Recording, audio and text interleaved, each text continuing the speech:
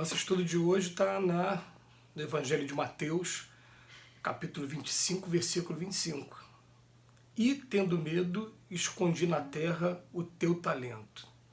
Emmanuel comenta na lição 132, Tendo Medo, do livro Fonte Viva.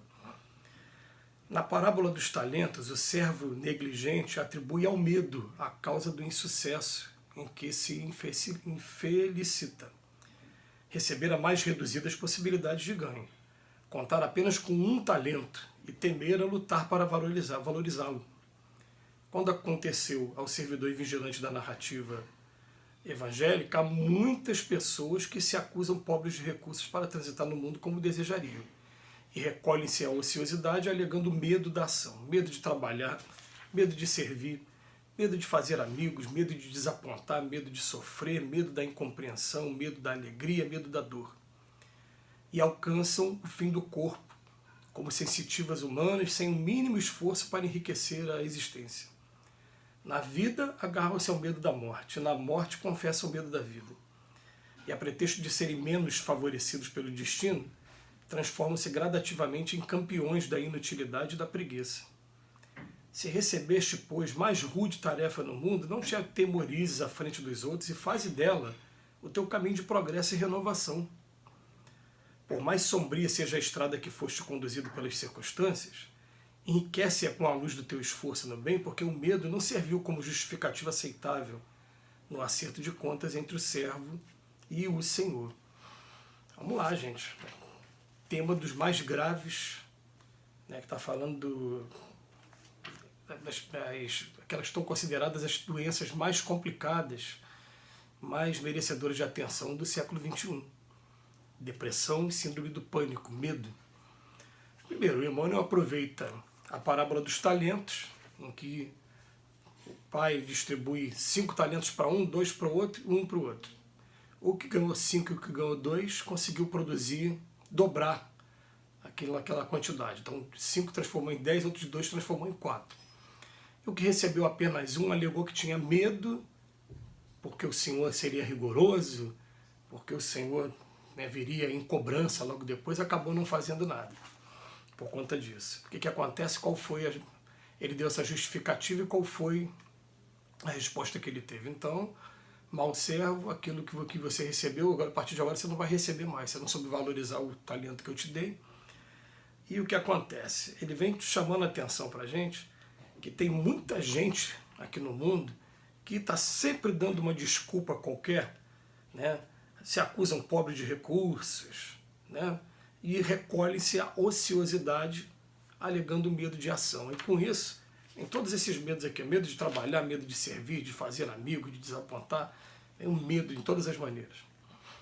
E engraçado, né, o interessante para a gente, que a gente não está acostumado, está começando a se acostumar, é que o Emmanuel não fala como homem, ele fala como espírito. Então ele tem uma visão espiritual da coisa, é claro. Então o que acontece? Ele vem falar para a gente, ó, tem gente que na vida tem medo da morte, mas tem gente do outro lado também que tem medo da vida. A gente lembra aqui do livro nosso lá, que se transformou até um filme, que vocês vão ver a história do Lísias, que o Lísias, quando recebe a informação de que ele viria para o corpo de novo, ele fica apavorado, não queria, ele queria continuar lá do outro lado, também tem medo. É claro que ele não se enquadra dentro desse campo aqui de ociosidade, né? Mas tinha medo também. E o que acontece, eu gosto muito de livros como esse aqui, eu vou trazer hoje um livro para vocês, para quem se interessar, né? Vou explicar esse livro aqui, ó, Conflitos Existenciais, escrito por Joana de Ângeles, através do Divaldo Franco. O que esse livro traz para a gente? Ele traz para a gente que uma informação que a gente já tem solidificada na gente, que todas as doenças que a gente tem no mundo, elas são educativas para o espírito. E que, quando a gente começa a estudar o capítulo 5 do Evangelho, ele fala de causas atuais e causas anteriores de aflição, e vem chamar a nossa atenção. Tem coisa que é causa anterior mesmo, que você não tem justificativa nenhuma para dizer por que a pessoa está sofrendo daquele jeito. Mas a grande maioria são causas atuais. Somos nós que demos motivo para estar passando por um determinado sofrimento. E ele vem elaborando lá, né? A nossa imprevidência com relação às coisas, a gente não ter sido bom pai, não ter sido bom companheiro, não valorizar o trabalho, vem lá várias coisas que vêm trazendo o nosso sofrimento. Então esse livro aqui, o Conflitos Existenciais, eles vão pegar, a Joana de Ângeles, né, dentro do trabalho de psicologia, ela vai pegar, por exemplo, preguiça. Aí vai falar o que causa a preguiça, o que ela traz de consequência para o corpo e qual é a terapia para a preguiça. E ela vai falar assim de raiva, medo, ressentimento, culpa, ciúme, ansiedade, crueldade. Para cada um, alcoolismo, estresse, fobia, coragem, cada um desses aqui ela vai estar trabalhando de uma maneira. Vamos pegar especificamente o que é do nosso estudo aqui de agora, medo. Ela vem primeiro falar assim, o medo pode ser de duas maneiras. Uma, ela vai ter o seguinte, comportamentos infelizes que a gente teve em reencarnações passadas e que a gente tem medo de ser descoberto, de identificar que fomos nós que fomos os culpados.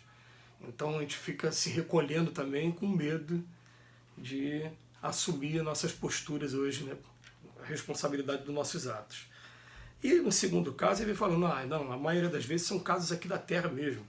Famílias agressivas, desrespeito à identidade infantil, essas narrativas apavorantes dos adultos. Ele vem falando aqui, fenômenos sísmicos que periodicamente varrem o planeta, igual está acontecendo agora, violência urbana, terrorismo político, vem enumerando um monte de coisa que causa medo nos dias de hoje. Mas depois ele vem assim, diferentes manifestações do medo. Ela vem trazer para a gente como é que o medo se manifesta em nossa vida. E no final vem a erradicação do medo, é o que importa para a gente, porque até o tempo é muito curto, seria um estudo mais longo. Mas ele fala assim, a primeira coisa, a coragem de manter contato com os próprios medos é recurso terapêutico muito valioso para a sua erradicação ou pelo menos para a sua administração psicológica. Então essa frase inicial é que a gente vai pegar aqui agora nesses 3 minutos que faltam. A coragem de manter contato com os próprios medos. Identificou que eu tenho medo. Por que eu tenho medo daquilo? Será que o bicho é tão brabo assim mesmo como a gente pensa? Ou será que a gente pode ir administrando aos poucos, conviver um pouco com ele, observar por que ele está me causando tanto medo e aos poucos ir quebrando essa ideia? Me veio um exemplo aqui muito simples, mas eu vou trazer o exemplo para vocês. Aconteceu comigo uma vez. Uma vez eu brincando com a minha filha, de jogar aliança para ela pegar dentro da piscina. Quando terminou a brincadeira, eu não me dei conta que a aliança continuava dentro da água e cobri a piscina com uma capa. Aí me dei conta, falei, peraí, minha aliança ficou dentro da água, né? Quando eu abri um pouquinho só a capa, eu olhei e a aliança estava lá dentro. Eu quis mergulhar por baixo da capa para ir buscar a aliança e voltar.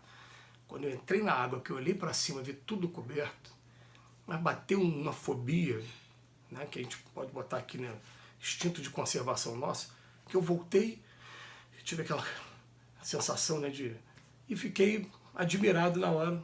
Fiquei, meu Deus, que engraçado, não sabia disso. Falei, mas agora eu quero pegar a aliança lá dentro sem ter que tirar a capa, eu quero aprender. Então eu ficava aos poucos entrando e voltando, e sem exagero. Eu levei uns 30 minutos para fazer isso. Que era uma piscina mais ou menos de 6 a 8 metros, mais ou menos.